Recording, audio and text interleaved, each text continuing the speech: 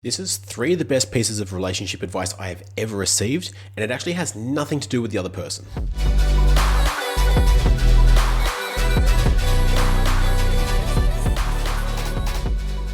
Welcome back to another episode of the Be Better podcast. I'm your host, Harrison Orr, and I've coached almost 500 men to have more energy, more presence, more intimacy, and ultimately evolve from the nice guy so that they can live their best life and reach their highest potential. One of the biggest pillars of life is relationships, right? Not just our marital or our intimate sexual relationships, but with our kids, with our friends, with our clients, with our people at work, with everybody, even with ourselves. The other two areas are wealth and health. So between those three, relationships is one of the most pivotal that people eventually realize is the most important. Especially now at the moment, or most important besides health, obviously, because we wouldn't be here without that, right? I'm talking about more about the external world.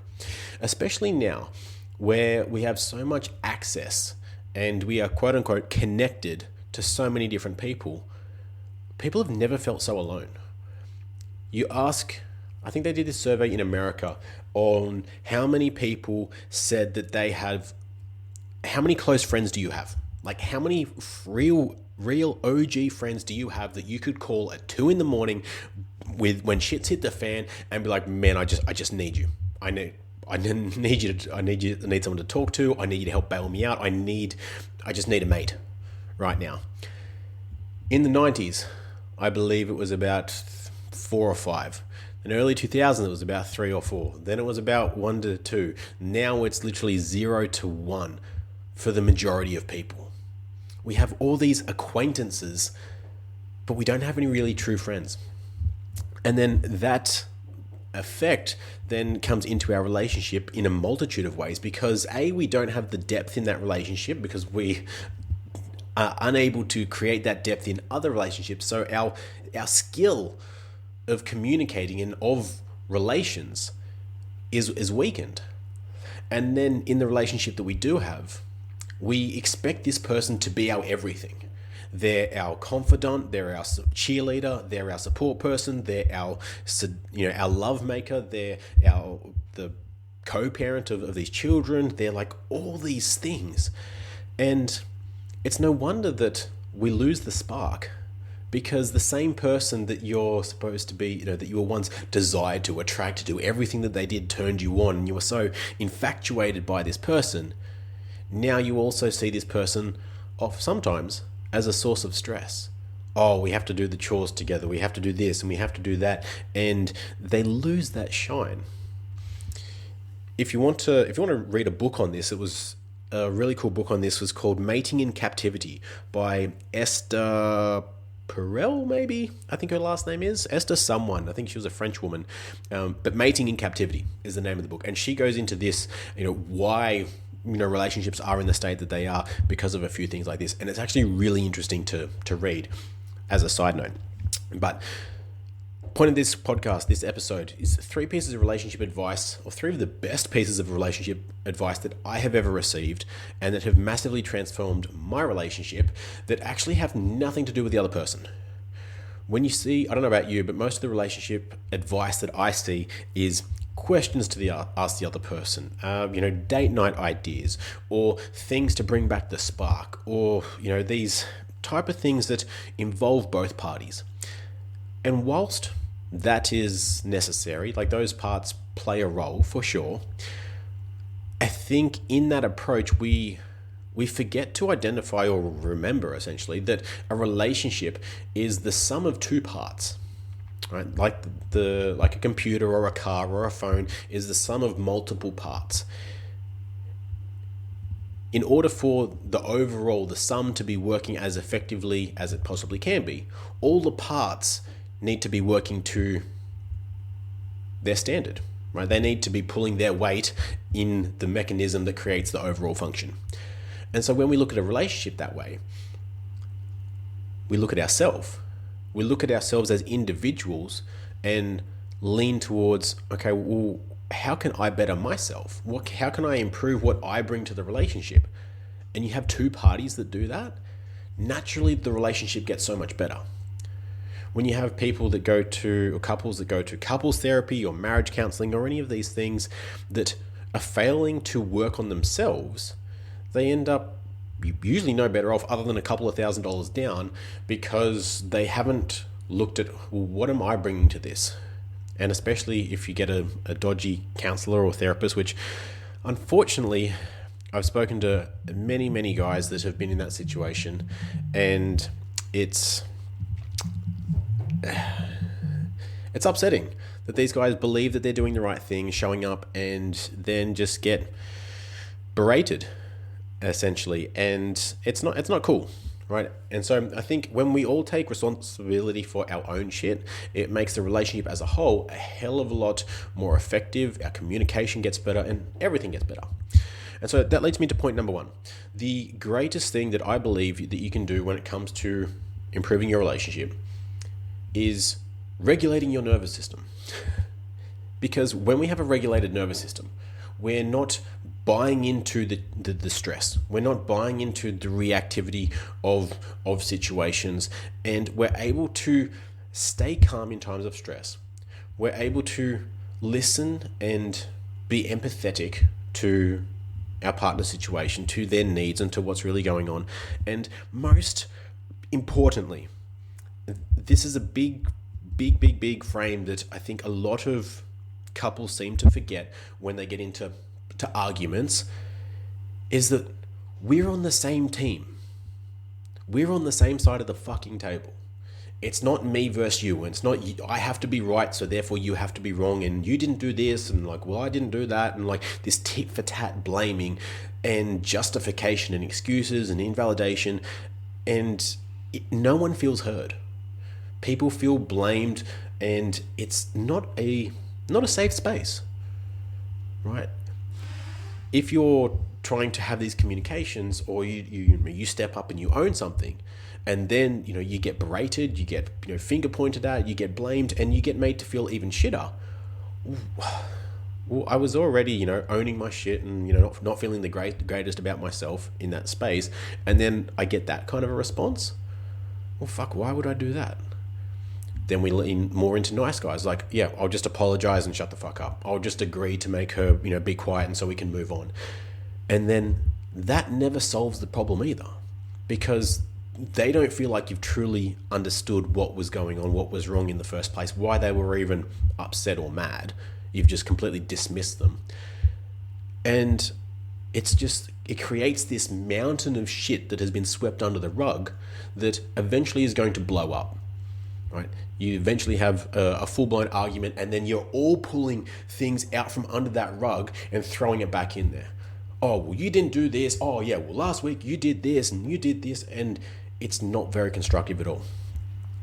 A calm, regulated nervous system is what enables us to communicate, first of all, like fucking mature adults, own our shit, be present with each other, and your level of connection and intuition into your partner becomes so much deeper, because you can feel when they're off.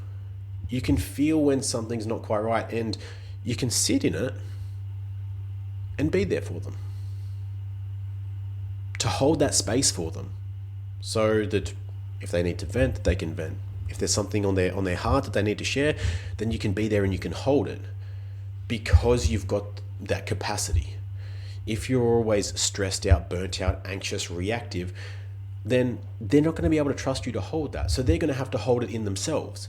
And then again, we start to build up this mountain of things that can't say that because that'll piss them off, can't say this because I get that type of reaction. And then the kind of stuff that we can share becomes so surface level, and our communication gets reduced to, how was your day? Good, cool, what's on for today? This, okay, great, enjoy your day, see you tonight. Like, if you took that surface level shit out of your communication, what's left? And if your answer is not much, cool, we can go deeper here. So the regulated nervous system is number one, because it allows that capacity, allows that deeper connection, allows us to hold space for each other. Number two, which ties into a nervous system, but I think is its own beast as well, because so many guys so many people and couples struggle with this one, is get your sleep.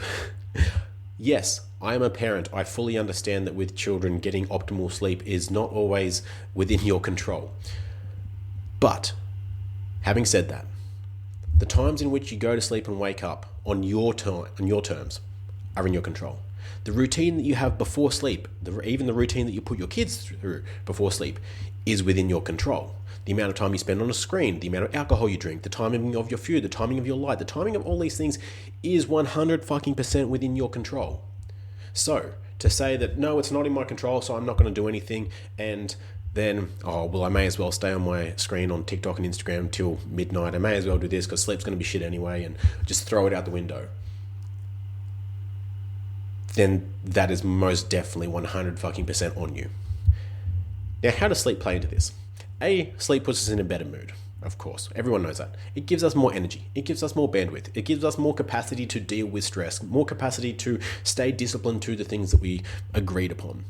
Especially if you have kids who are not logical creatures, who are very emotional, just like our beautiful feminine partner. Trying to deal with them logically, especially if you've had a stressful day and you're struggling to wrap your head around, like, I've gone through all the things. Why are you losing it like this? And they're losing their shit because you served dinner on the green plate and they wanted the pink plate, or they said they wanted blue and you gave them blue, but now it's not what they want and it's the end of the world. And you're like, what the fuck do you want? Because you're overstimulated, haven't regulated nervous system, and your sleep is fried.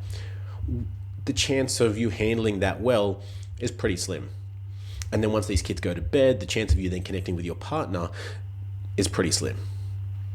I've been in that space before, and you're like, fuck, thank God that day's over. Doom scroll, put on Netflix, something else to numb out for the next hour. Oh, well, I guess it's 10 o'clock, so we should probably go to bed. Drag your ass to bed, and then that's life, right? Just this avoidant, distant, disconnected experience. Not great. So not only does sleep have all those other bonuses, it also allows you to be a hell of a lot more empathetic. In times like that, you can not sympathize, empathize with your kids, with your wife, with people around you as to what's going on, so that you can create that space of safety, of trust, of love, so that they can express what they need to and know that you can hold it, as well as that capacity that comes with that. I'll go into discipline first, or willpower, if you will. The more sleep that we get, the higher amount of willpower we have. So looking at other goals that you might have, maybe it's in business, maybe it's in your personal life, your health, maybe you're trying to lose some weight, or you're going to be consistent with your diet, or maybe you're trying to plan better, budget, things like that. You'll probably notice that the days that you are more stressed, the days that you have shit asleep, the later in the day it is, especially after you've made a hell of a lot of decisions that day, your willpower will go down. Your desire for the path of least resistance will go up. So your desire for cheap dopamine, like doom scrolling, your desire for cheap, convenient, often shitty foods goes up. Your desire for porn goes up, or alcohol if that's your choice. And doing the hard things, having the hard conversations, changing at all goes down because it's much harder. So our capacity to change diminishes because our brain is much more fixed on its neural pathways. So we are not very plastic in the way that we change. So we keep repeating that fight or flight default response.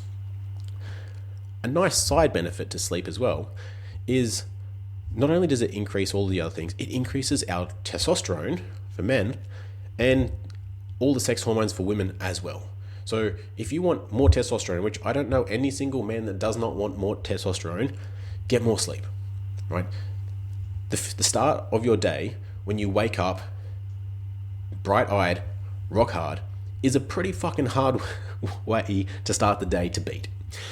Not only that, but your partner, her sex drive, for every hour of sleep after 5 hours of sleep, will go up by 13%. So if you're worried that your partner doesn't have a great sex drive, that she's lost her libido or her hormones are out of whack, I can promise you it is in your best interest to help her get as good a quality sleep as you possibly can. So yes, that might mean helping out a little bit more around the house at night so you guys can wind down and get a better night's sleep. That might mean occasionally helping out with the kids a little bit more so doesn't have so much on her plate. Maybe you guys create a family wind down routine so that you can help out. And for reference, if you're like, man, 13%, that's not a whole lot. You go from 5 hours to 8 hours, or even to 7 hours. That's 26% for getting 2 extra hours of sleep. Not even contribute or looking into any of the other benefits that are going to come from that, right? The women's version of Viagra only increases libido by 24%.